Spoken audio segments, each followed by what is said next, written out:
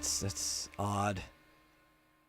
So, I mean, I guess, but then you'd have to like, well, I mean, presumably you could then connect it up with, keyboard and mouse and a monitor. It could just basically be your gaming PC if you wanted it. Yeah. Yep. Actually, you know what? Let me fix this. I need you to not talk for like 1 minute. Because I was trying to wonder why the heck you were really loud yesterday. And I think the reason for that is because you were quiet on one of the group streams. Like maybe with tabletop or whatever, maybe you were further back than normal. And I had pulled you up to 200%. And you were peaking like the entire stream, and I didn't notice. You could talk now. I brought you back down to 100. You should be where you're supposed to be then. Testing. Yes, you are exactly where you need to be. Yeah. Because normally I have the desktop audio that you come into from at like set to -5 decibels, and that puts you exactly where you need to be. And I was like, going to drop you down to -10. It's like, wait, but if I'm going down twice as much, and then I'm looking, oh yeah, I brought him up to 200. That's why he's twice as loud as he needs to be. Oh. Yeah. I cannot control the volume of my voice. No, you cannot. That's Discord lets everybody control how they hear things on their end. Though I could deafen you for everyone if we were here because I have admin control and can supersede everyone, but you and I are the only one here, so there'd be no point to that. And that'd be rude. Yep. You know what I noticed? That brand new shirt of yours, the Fight Club or whatever it's called. The Fighters Guild? Yeah. The Fighters Guild shirt is really very black compared to this much older shirt that used to be black. Because I'm looking at it, like I was fading into my black background yesterday. Today, it's like I'm standing out, very clearly. Yeah. I'm like, wow, this shirt is really gray. Like, all my shirts have kind of been fading like that, like all my older ones. But mine, they don't become gray. All my black shirts and black clothes become brown. And I think the reason is because mine are getting bleached by the sun directly. Like that's why they start moving into that direction. They're kind of getting burnt a little bit.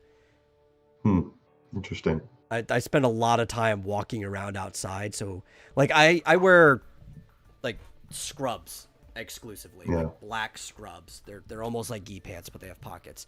And almost all of them are just like brown. Like they have these tinted brown faded areas over the thighs where the sun would hit it directly as I'm walking. And you could even see because I wear baggy shirts, and sometimes I wear shirts that are a little bigger because I like baggy clothes, and they hang just past my waist. If I were to pull my shirt up, there'd be a line where it's darker underneath where my shirt was covering up the sun. Yeah.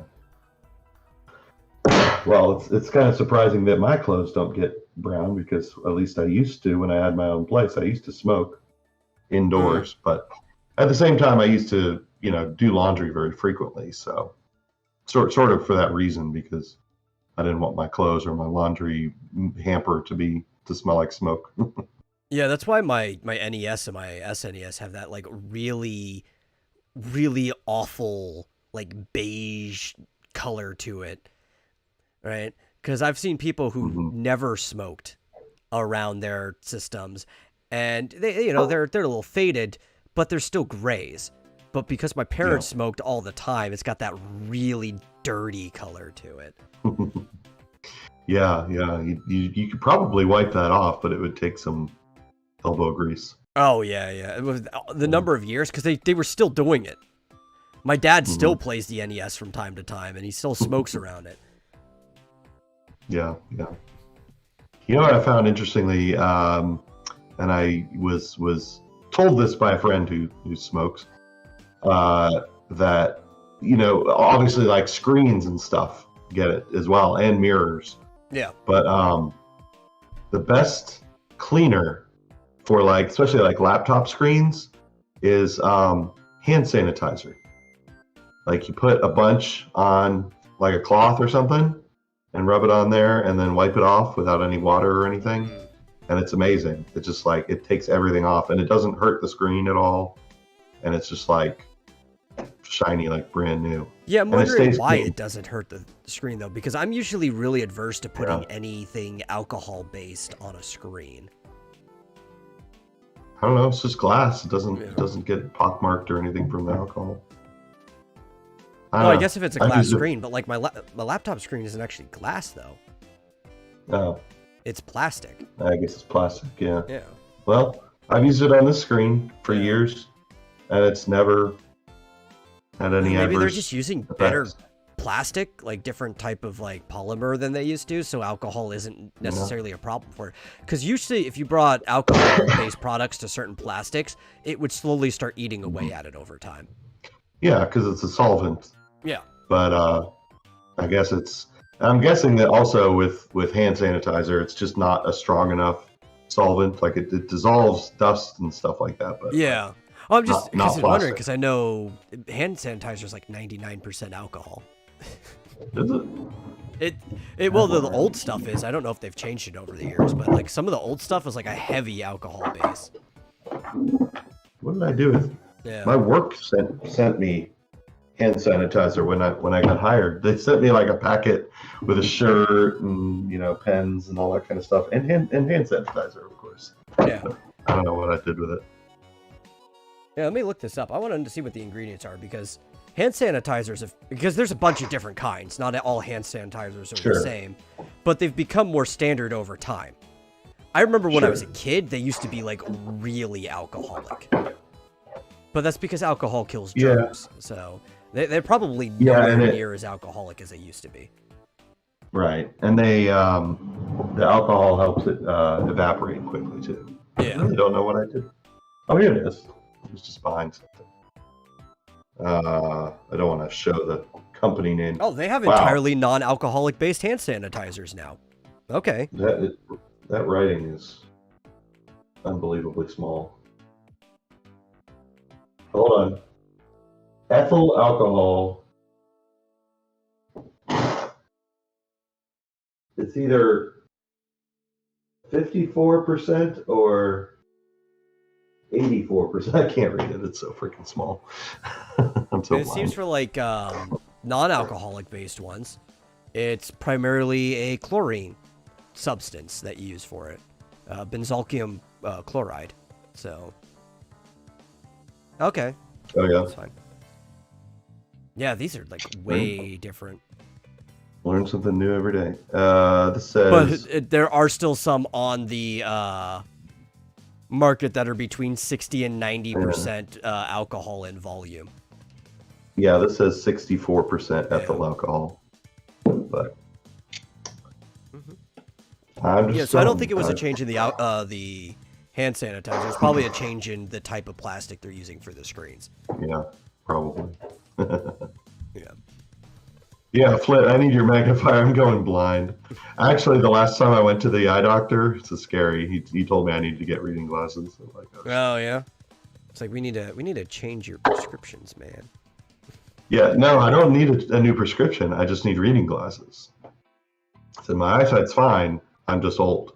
Yeah. And he was like, start with the level 1. That's all you need right now. But yeah, it's called My presbyopia. dad went from not needing glasses all the way until I think he was like 45 to needing reading glasses to just needing a prescription of glasses all within like 2 years. It just like hit him fast. Yeah. Part of it though, I think for him on why he went from just needing reading glasses to needing like a full prescription all the time is because how heavily he drinks and how much it picked up within that time too. And he probably hurt himself bad doing that. Yeah. Yeah, I know. For anyone who doesn't know, as you get older, the lens of your eye hardens. So I have perfect vision with my contacts in, but the problem is focusing close in gets more and more difficult as you get older. So that's why I need reading glasses. Or you just need to do very dangerous experimental surgeries that soften the lens of your eye back up. I guess. Yeah. You can, like, my dad had cataract surgery because he had his lens got all foggy, which sometimes happens. And they completely replaced the lens with an artificial lens, and it made everything perfectly clear. It was scary, like being in the car with him driving, because he could not see, and he would slam on the brakes like at the last second. Well, after he had surgery, his driving was like infinitely better. He's like, oh my gosh, I can see everything. It's perfectly clear. But you absolutely have to have reading glasses because your lens isn't flexible anymore. So. Yeah, I've been in those situations too, because even wearing glasses at night, the girl I used to see back in high school, her dad just could not see at all, and they were dropping me off to where I was going, and there was like the railroad tracks, and then an actual turn onto the street, and he ended up like turning maybe 50 feet too early just off of the tracks. And we're like, whoa, stop. You clearly can't see we're going. Back up a little bit. Yeah. They didn't turn onto the tracks. Yeah. And he had like his brights on and everything. He just, his eyesight was that bad that at night he could not see at all. Yeah, I have a bit of night blindness. I think my eyes just don't adjust very well to the night, and I have a lot of trouble seeing. I have to like look at the curb. I have to like watch the curb when I'm driving at night. Otherwise, I can't. And when there's like medians and stuff like that, and if I'm trying to turn, like I'll not usually bad enough that I hit the median, but it'll sneak up on me. Like I didn't even see that. But that's, I mean, since I was a teenager, I've had that problem. So it's just a weird thing with my eyes. I have terrible eyes, but great teeth. Never had a cavity. I have amazing eyesight. Like, there's only the few exceptions is when I'm dealing on a computer, and the print is like that small, so it's like the minimum number of pixels that you can take to make the shape, and I'm sitting like a yard away from my computer because of the frickin' like tray and everything I need to have my microphone next to my face. Yeah. Like, is that an 8 or a 6? I can't really tell. Yeah. I think that's probably normal. Yeah, I think that's very normal, because I still, like, I can read the shampoo label from the other side of the shower. But, that's also not pixels. That's like a literal ink-drawn thing that's just relaying on whether my eyes can make it out or not. Yeah. Yeah, well, I can see perfectly with my contacts in. Yeah. So. Anyway, we're 13 minutes in, and I haven't introduced the show. Welcome to the Vomitorium, weekday show for the 15th of July, 2021. As always, I'm your host, The Metal, and joining me is my co-host, Marsupial Gamer. How you doing? Great. I have no idea how we got onto this subject. I don't know either. Something led us on to something. The fact that we're talking about the Steam Deck today.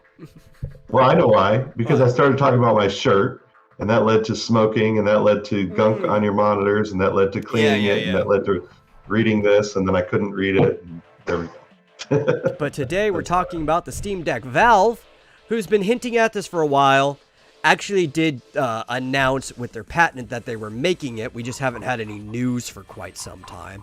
So it's been more than a rumor. It's just been, I don't know, hush-hush. But we have it, the Steam Deck. All the information's out, and when it is launching, which I believe they said, December or something, 15th? Somewhere around there. Yeah.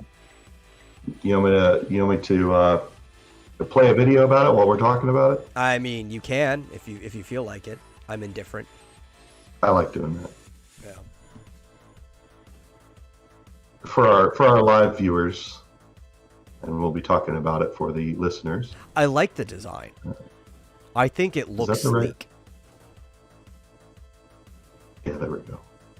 And I think if you're going to do something like this, if you're competing against the Switch, you got to have a sleek design.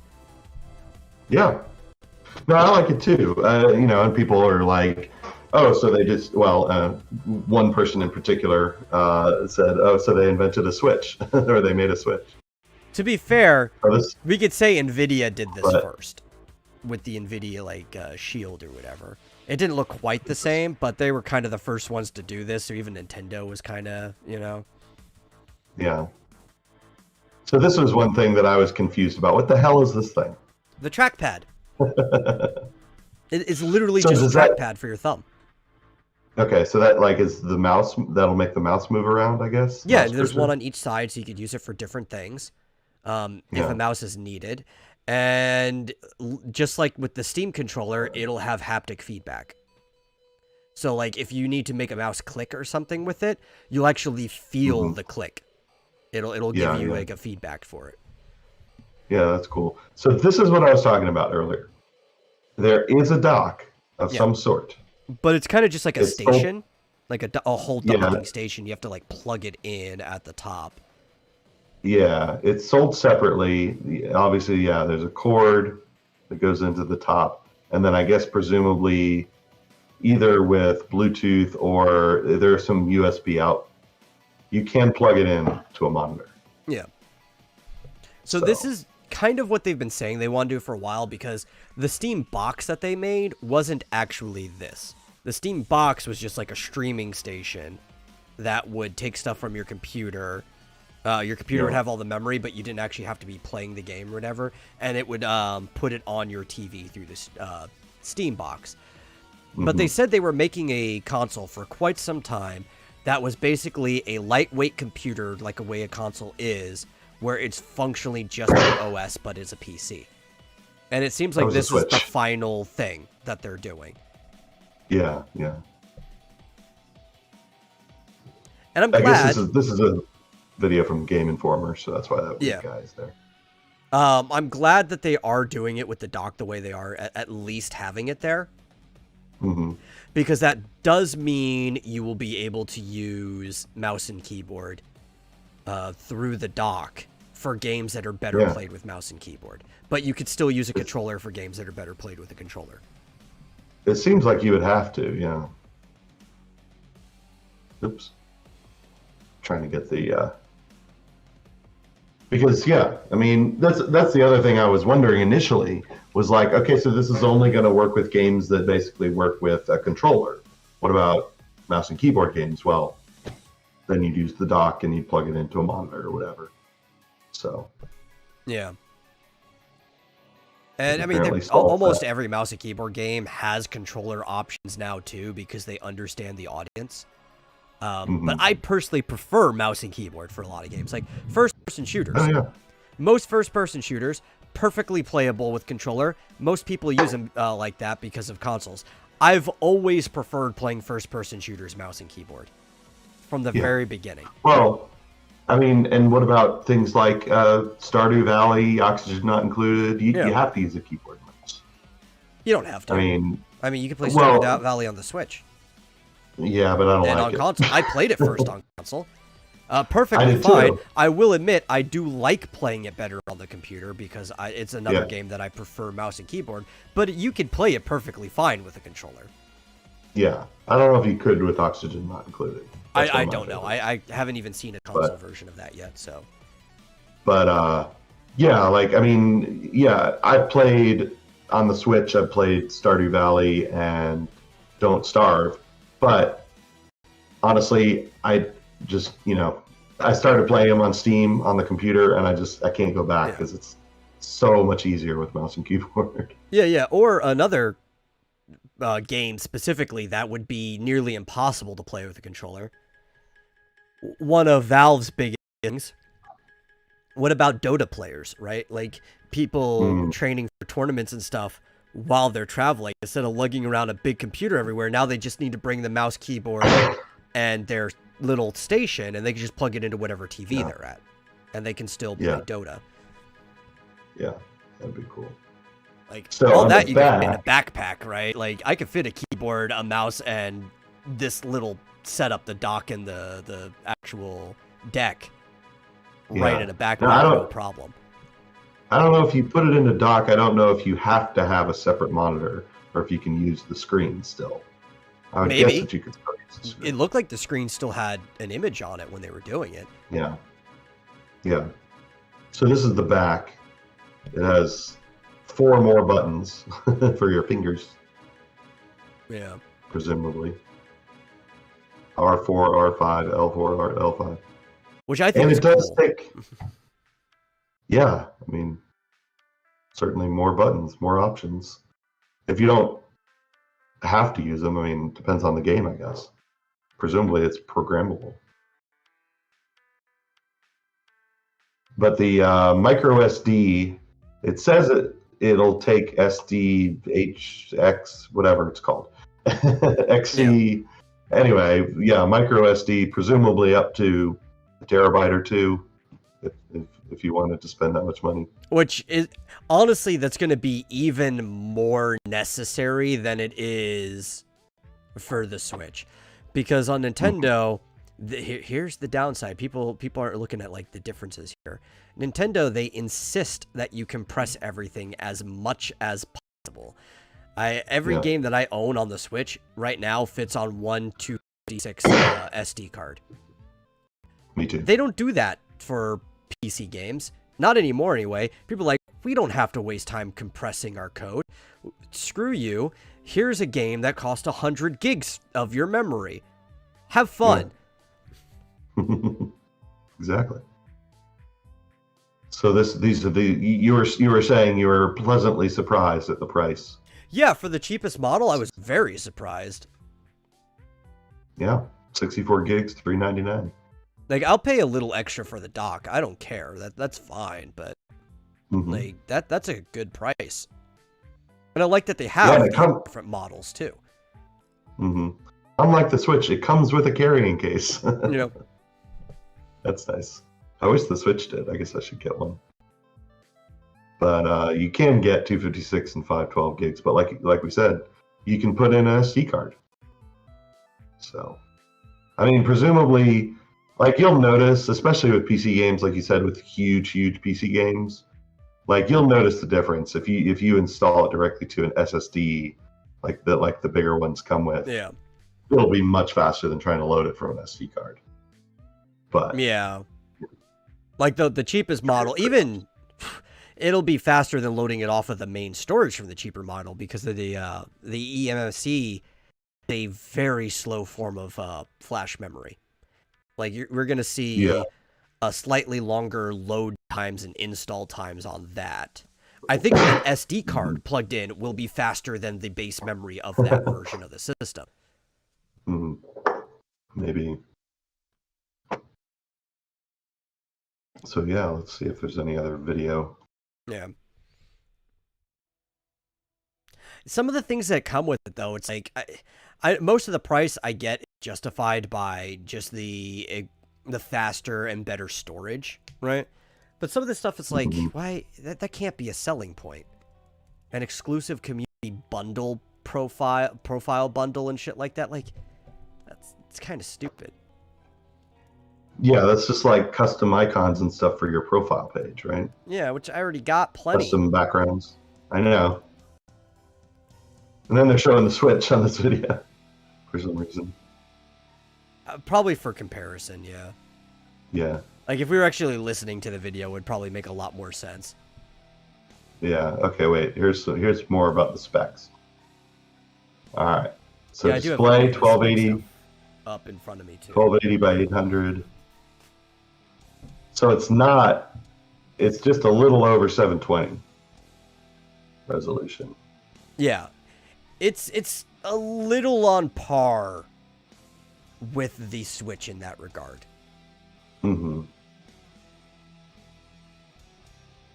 The Switch is a 720, isn't it? Yes. The Switch is 720. Yeah. And even though it's 800, because it's slightly extra wide at 1610 instead of 16:9, the performance target is still 720p, right? Like that's how it'll render, like if you're playing a game. Let me see if I can. So it's a little extra tall, but Yeah, where was it? Oh, here we go. Can you see that? Yeah, I can see Yeah, it. okay. All right, so this is the actual Steam page. So here we go. It's a Zen 2 RDNA 2 CPU, APU. Interesting. I don't know what any of that means. Wait, where were the specs? I have specs in front of me. Right? Okay. So the Zen All 2 right. CPU is basically, it runs, depending on the clocking speed, between 2.4 and 3.5 gigahertz. Okay.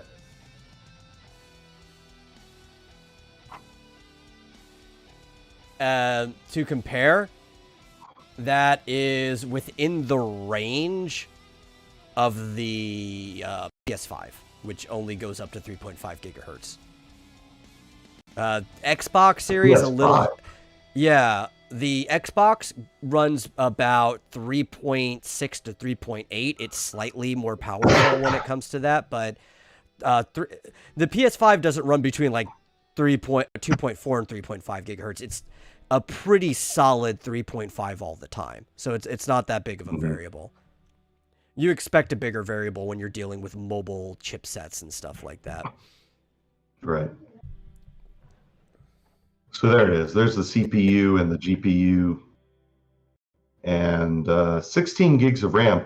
Does the Switch only have 4?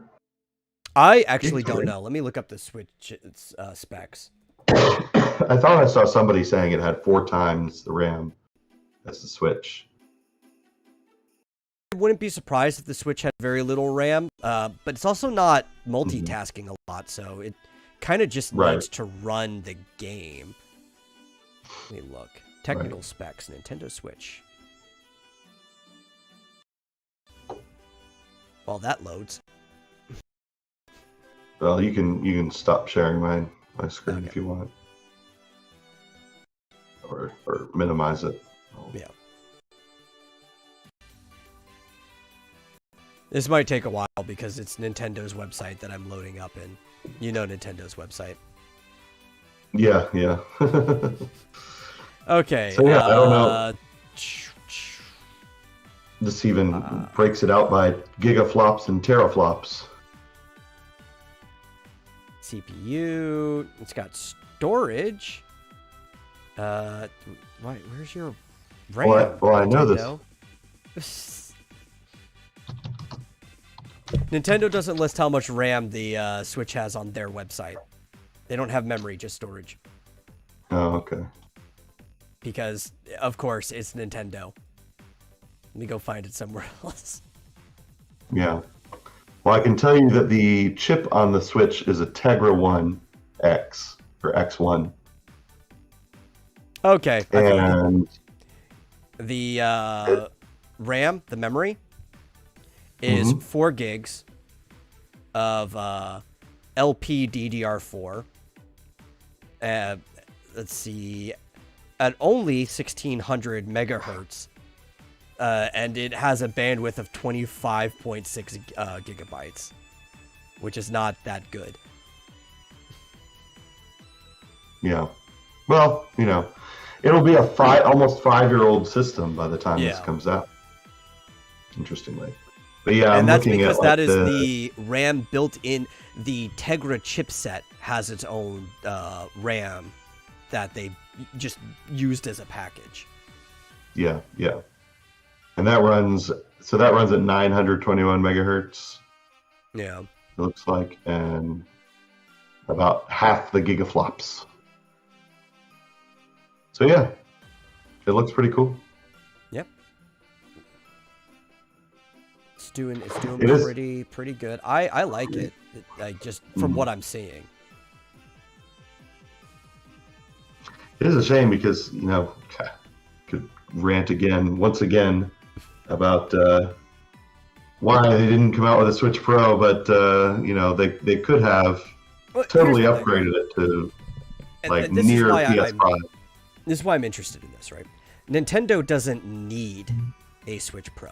Nintendo is doing just fine. and it runs the things that it will run just fine.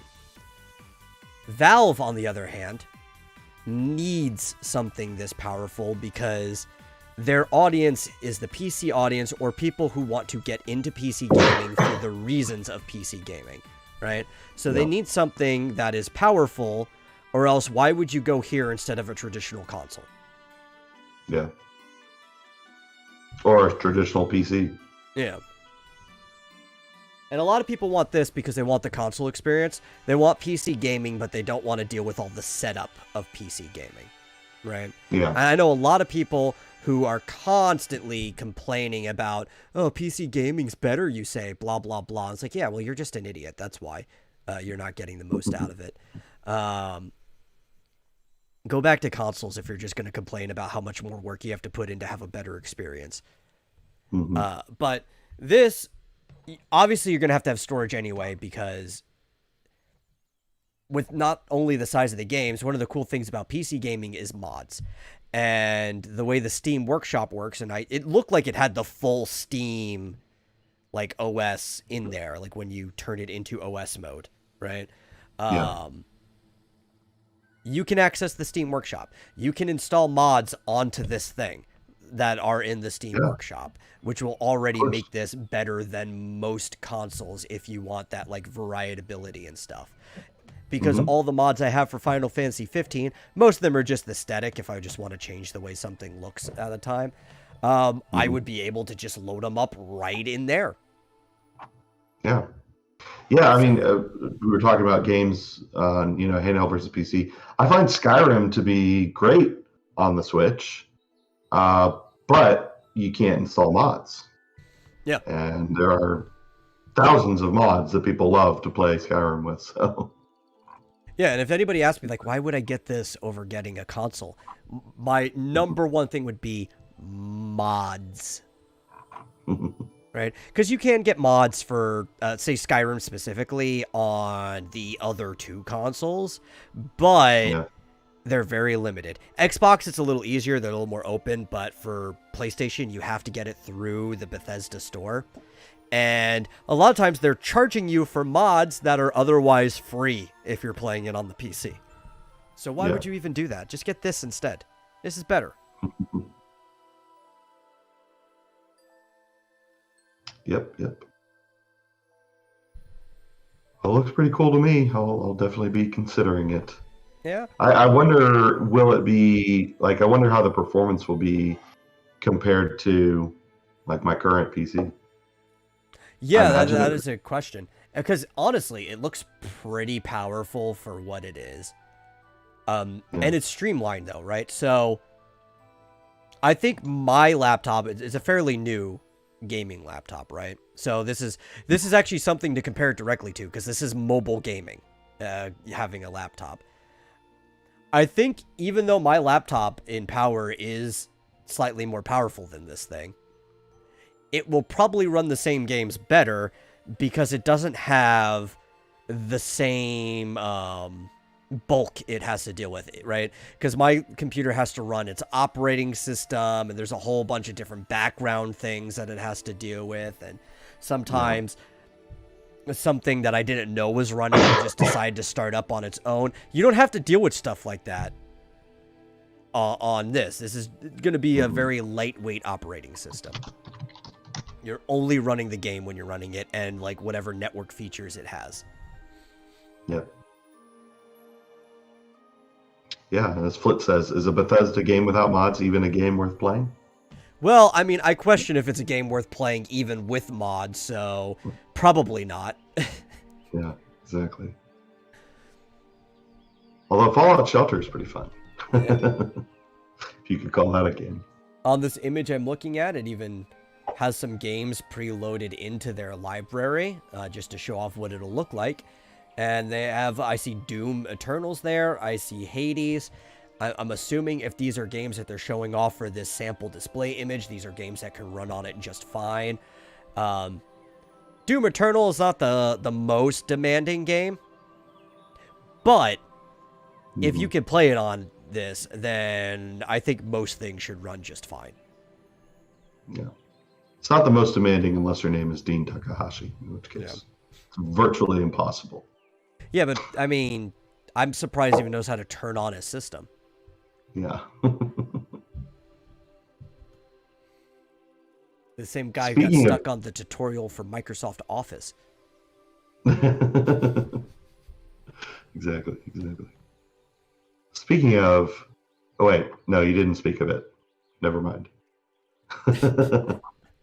I heard you say Doom Eternal, and for some reason I had Diablo 2 in front of me. But is there even more grief about Diablo 2, whatever the blah blah incarnated? I don't even remember what the name of it is. It's potentially good news. I mean, it doesn't look that big of a deal. So basically they're in their technical alpha, I guess, stage, or they just got out of that. Yeah. And I guess they're in beta or something like that. Anyway, they're still in testing for Diablo 2 Resurrected. And apparently, based on feedback, they have improved, I guess, brought back some of, I guess, I don't know what you call it, reverted some of the visual elements of like spells, like sorcerer spells and stuff. No news on whether the what's your favorite character again? Amazon. No news on whether the one that they ruined. Whether they've turned the Amazon back into a woman or not, but they are taking some feedback in terms of, I guess, some of the looks that they changed, like spells and potions and scrolls and things too. People didn't like, so okay. I guess that's all the news, but probably still sucks. Probably. I'm guessing. Well, this is why, like, dude, I don't think they should ever make another StarCraft again with the people running it right now, because, like, what's the major villain of StarCraft? Kerrigan? Yes. And what is Kerrigan's last look aesthetically? I don't think it would fly. Yeah. Yeah. It's the skin tight body armor and very not particularly large, but Borg Queen, but turn her into an insect. Yeah, like normal size. She basically had normal size breasts. Yeah. And her face was very beautiful. So that's all. I mean, she also has some nice hips. Like she was just a generally aesthetically pleasing woman for being a nightmare monster. Right, exactly. But yeah. So yeah, they should never touch that ever again. They shouldn't touch any of their properties. We need a petition to just like strip Blizzard of their own properties. Like, you guys aren't responsible enough to handle this anymore. I don't even care if they go into a vault and nobody touches it. It's better off than you guys still dealing with it. So yes, the good news with the Steam Deck is that it will have Skyrim will run on it. So yeah. But I mean, what will Skyrim not run on? You could play it on like an Amazon Echo. I know. Play it on your refrigerator. Yeah. Or wasn't there a game that like was like an ongoing meme of will it play?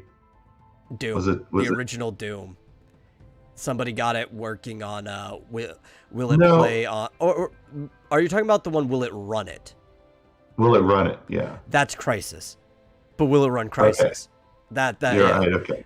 But there's also one about Doom, about getting Doom to run on everything, like getting Doom to run on a birth control device, or no, sorry, not birth control, pregnancy test. Getting Doom to run on a pregnancy test, and stuff like that. So they're kind of like these two different conflicting things. Doom is, can we get it to run on anything? But the old meme is, but will it run Crysis? Yeah, that's it. That's the question. Will it run Crysis? Oh, easily. I even Crysis 3 by now, like, because even that game's pretty old. But I remember when Crysis was kind of new, it was so demanding that even for like the next 5 years, people wondering, but can it run Crysis? And that's why it became kind of like a meme. Like, why is this game so demanding of your system? I don't even think, because the original Crysis isn't that good of a game. I've played it, okay? I've played on a system that was more than capable of running it. It's not that good of a game. And I think part of like the cope was like, oh yeah, but the system just can't run it at its full capacity. That's why the game's not good. It's like, no, the one I played it on could, because I played it years later. It's okay. I think it's just a statement that the cry engine just sucked or something. Yeah, that's what I'm thinking. It's like, it's nothing to do with this, whether the system can run it. I think this game was just made badly, and that's why it was so demanding. Yeah, exactly. Flit's asking about Sexy Monster Girl. Yes, I would love to see Flit do a chibi Queen of Blades. That would be really cute. Yeah. With like a Zerg rush coming in from behind her, just like... Yeah, exactly. I bet he could do a great job. Yeah. You wanna hear about me being right again? Of course, always. Yeah. Is it okay? I'll let you go. Okay, so space. Let's talk about space for a little bit. What's the one thing over and over again that I've been saying is like the most important thing we need to do in space if we're going to start moving forward? Make a base on the moon, or commercial space stations in general, right? Or space stations, a space base would be a space station, yeah. But specifically, we need to branch out with commercial space stations. That's how we get to a space base. NASA is currently seeking proposals for commercial space station development between here and the moon. Cool. Yes. Well, how far between here and the moon? I mean, are we talking about an Earth orbit? I believe we're actually looking for beyond Earth orbit, not like where the International Space Station is, which is pretty much right there at the lowest Earth orbit can get, about 300 miles above the Earth. We're looking at extended orbit. Yeah, how far out can it be and still be in orbit of the Earth? The moon is in orbit of the Earth. Yeah, good point. Yeah. The moon is our natural satellite. Excellent point. Yes, I guess you're right. So basically, like midway or somewhere. Yeah, because it depends on how much moon. mass you have to be able to continue trajectory, because we need to be able to pull towards each other. But you could probably have a stable, large enough space station halfway between here and the moon, and it's perfectly fine. Yeah. I mean, if you get it traveling at the right speed, then it'll. You just don't want, you want to do it slowly, because the faster it goes, the more it's going to escape whatever the velocity is of the ring that it's in. Yeah. And the further out you go, the slower and slower the speed needs to be to escape velocity. Yeah. Well, that's the question: does the size of the object matter? Like, mass does matter. Could you put something as small as a space station directly between the Earth and the moon and have it travel such that it's always directly between the Earth and the moon? Or would it have to be at a different speed? Tidally locked with the moon's orbit? Yeah. Possibly. Or would it have to be moving? That might be an option.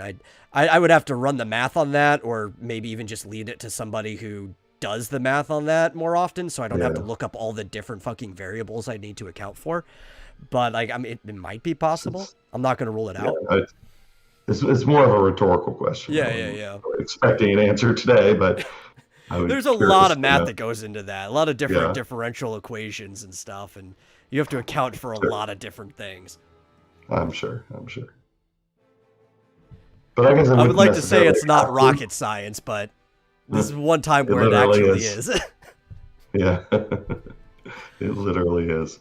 I guess it wouldn't matter really, because you could always time, if it's going around, like say it's going around faster than the moon does, you could always time it so that when you go to the station, then it would be fairly close to get to the moon from there or whatever. Yeah.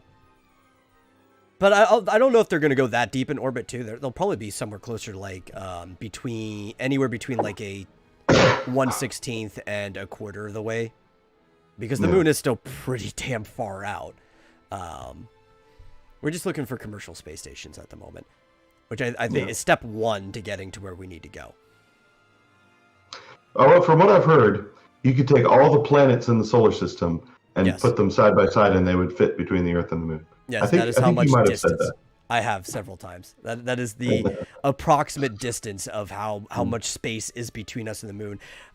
Classically, it was like a week or two trip to get there, with the limitation of our technology. It wasn't an easy trip.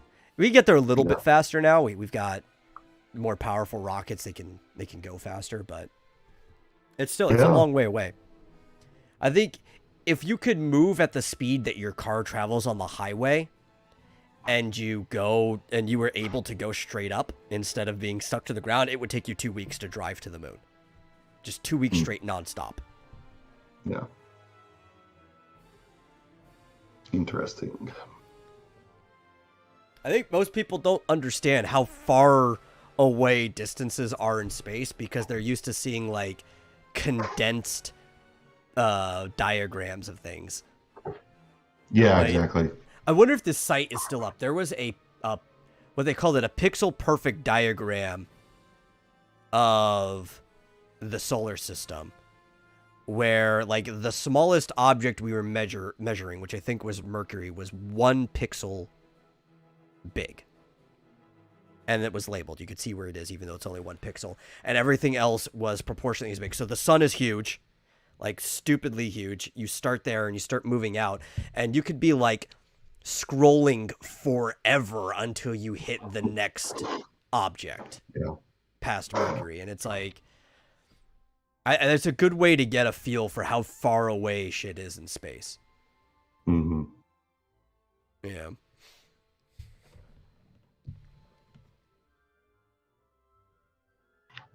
Yeah, I remember going to a museum where they had, I feel like they had a museum that I've been to actually had like actual like to scale models of the planets and the sun. But the sun, it only had like an arc. Like it didn't have the whole sun. Yeah. Like an arc from the floor to the ceiling was just like, okay, well, this is all we can fit. The sun. It's like a tiny fraction of it. I think actually there was a really good diagram. If the sun was a basketball that somebody had done, and then like the Earth was just like a small little ball bearing or whatever, then that Earth needed to be placed like a mile down the street. That's like how far away objects are at that scale. It's ridiculous. Yeah. Crazy. Well, if you were going to the moon, would you take with you some mac and cheese ice cream? No, I would not. That sounds absolutely horrendous. I might take a Steam Deck with me. I don't know if we'd have to like set up a few different satellites to bounce off the internet, but I'm sure I could play some games offline. I'd be probably pretty bored on the moon. It'd be a cool experience, but like how much time can you spend soaking that cool experience in? You're gonna have to cut the time, like take a break somewhere. Have you seen the mac and cheese ice cream though? No, I have not seen mac and cheese ice cream. I didn't know this was a thing. I would have assumed it was a thing though, because almost everything exists, but it just sounds revolting. But this is new. This hasn't existed up until now. But apparently, this is hitting a store near you. Mac and cheese flavored ice cream. That just sounds disgusting. No, I don't know what sounds appealing about that whatsoever. There's an interesting article. It says, this stunt is the world's most blatant attention grab, the kind of what the fuck is this food at which Taco Bell used to excel. Yeah, because it's like mac and cheese flavor ice cream. Well, there's not that much flavor to the macaroni part there. So it's basically just cheese flavored ice cream of whatever the fake ass cheese you usually get in mac and cheese is anyway. And then cheese flavor ice cream, it's like, okay, well, then it's just going to be really, really heavy on the cream side of the ice cream to try to get that super thick dairy flavor. And I just don't think I want that. Yeah, it's interesting that, I mean, it really did grab attention from this really little known artisanal ice cream maker in Brooklyn, New York called Van Leeuwen. And apparently it's sold out. I guess people were interested in it. I guess you could Really? order it like mail order. I guess they'd send it to you with dried ice or dry ice. Maybe, But yeah. apparently it is sold out. That's how we used to get our Sabret hot dogs before a store like Central Market ever started selling them. Is that we used to actually have to get like a box of it shipped to us with like little bits of dry ice in the box to keep it frozen. We had to like put on our gloves and handle it with care to get that dry ice out of there. Yeah, well, my mom once sent me like a box of frozen steaks. Ooh, sounds And it good. just, There's a service that does that. And if I lived anywhere but Texas, I would probably get that service because I can like run down to the store right now and get a really good steak for like $5 and cook it myself. I don't really need a service that sells you frozen steaks. But if I lived anywhere else, I probably would. I mean, like, because those look like some pretty premium steaks. You probably have like steers in your backyard that you could just like point to and be like, I'll take that one. I mean, it's a bit of an exaggeration, but it's not too far. Like, I mean, there are cow farms and stuff not too far from me. I grew up in a cow town. I think I've said this before, but there was like 1,800 people in this town when I moved into it. And you couldn't walk anywhere without passing cows. And there's still quite a bit of cows here. Not as much. There are less properties, but I still occasionally we walk down to the Walmart neighborhood market because nobody shops at that one, and it's not that far away. It's like a 3-mile walk. And walking past there, down this old road that hasn't changed forever, there's still just this field of cows there. And we wave at the cows. They don't know what waving is, but they do like seeing the people. They've become accustomed to humans, which is good because I want my cows happy once they go into my stomach. Surely Happy it's not the cows same taste better. Maybe. Surely it's not. Maybe. I mean, we get a lot of our meat local, so that Yeah. I probably may be one of those cows at some point in time. But they're in a field. They're basically free range. They're not like cooped up in like some type of barn and stuff like that where they go out maybe once a year. These things live out in this field. Yeah. That's how cows are supposed to be. I want the cows nice and happy before they're either milked or cut up for meat, because the product of happy cows just tastes better. Definitely. Well, usually they don't coop cows up unless they're making veal or something like that. So. Oh no, some places they have cows that basically live most of their life inside a stall. Oh, really? And they get to go out. Some cows like they'll have seen grass for the first time in their life once they're like 1.5 years old. Yeah, and then they'll go back to the stall. Like they barely go outside, and it's just horrible. Like this is what people complain when it comes to the certain aspects of the meat industry. You don't really get that here though, right? Yeah. And I know a lot of places where there are more open fields and people own wide stretches of property. There are literally plenty of places where you just have cows out in fields. It's not a widespread problem. It's just a problem that exists in select places. Do you think that would be easier to take care of them because they could, like, if you had the right kind of grass and stuff, they could just eat the grass? Yeah, but you have to rotate fields. Large corporate farms are the only farms that do that. If you have to rotate fields because they will eat the grass too much, which will end up like sucking the nutrients out of it because the grass has to grow back faster. Which is good because cows aren't like goats. They don't like tear the grass out as they just clip the top. But it does, like the grass will end up using up more nutrients and to be able to grow back. And you have to rotate the field because they'll take all the nutrients out of it. It's not hard. We've been doing it for like millennia. We know how to raise livestock. It's just people have gotten greedy and lazy. That's the real thing. Yeah, Flip confirms it's the big corporate farms that. Yeah, that's basically what I'm saying. It's a select problem. It's not widespread. Yeah. Like, we don't even really have those here. Even the larger, more corporate ranches and stuff here, they just own tons of property. Mm-hmm.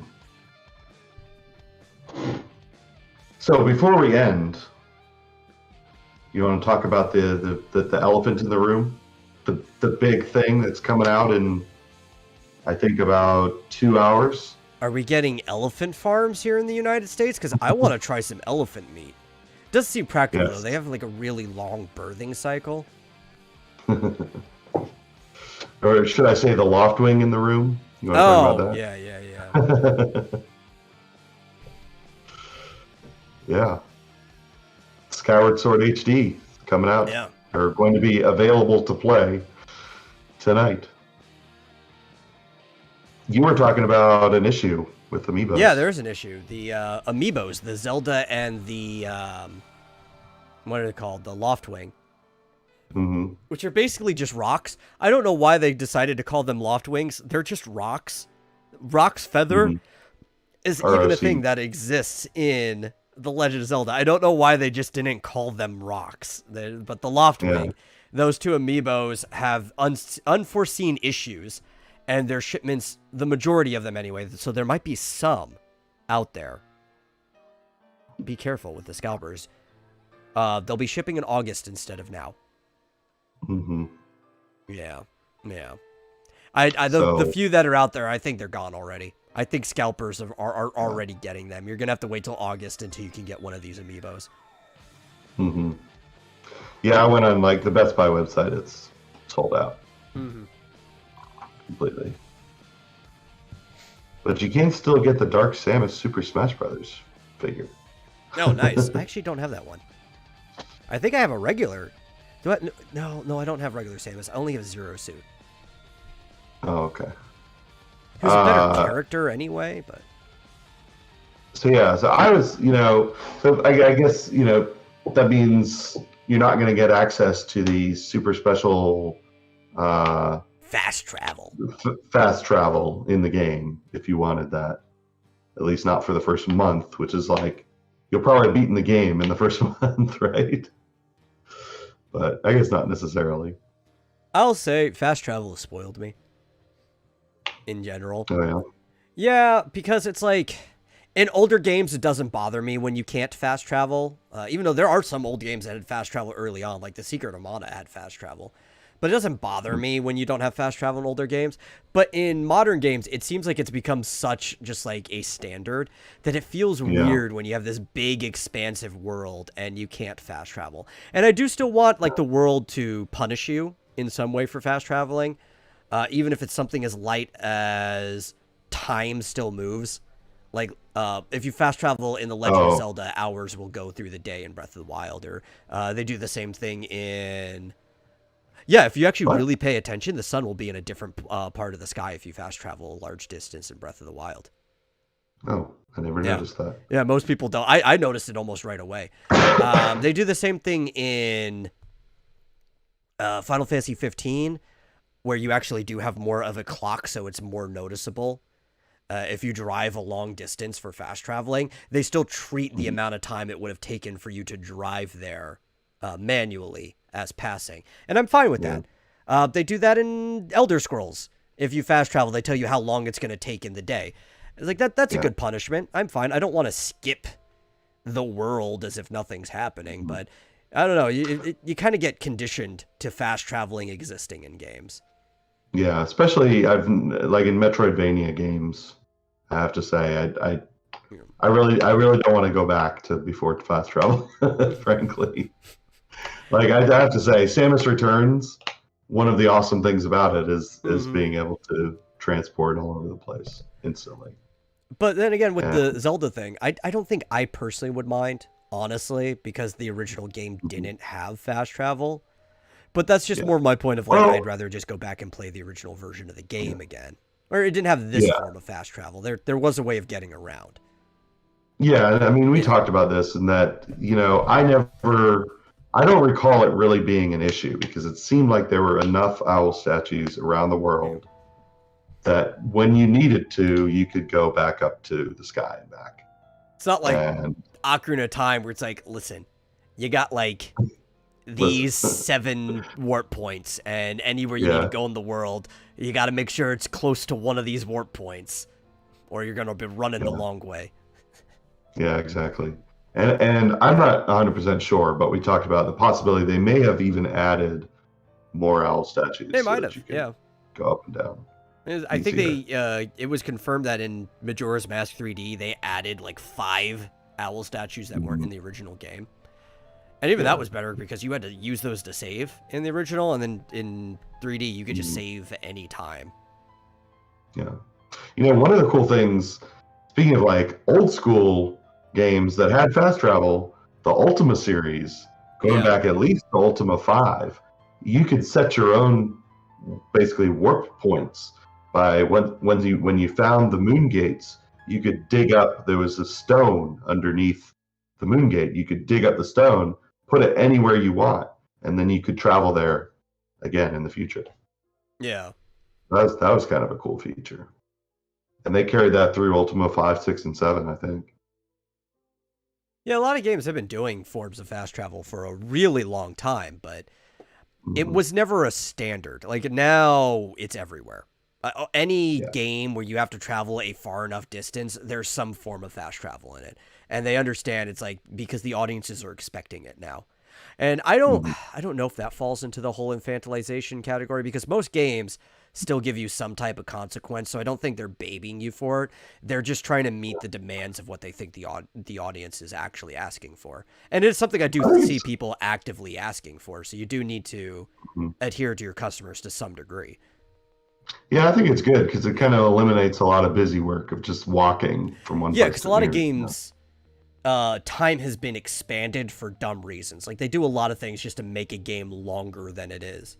Yeah. And walking over these large expanses of land is just time extending. Like, this is an actual gameplay. Yeah.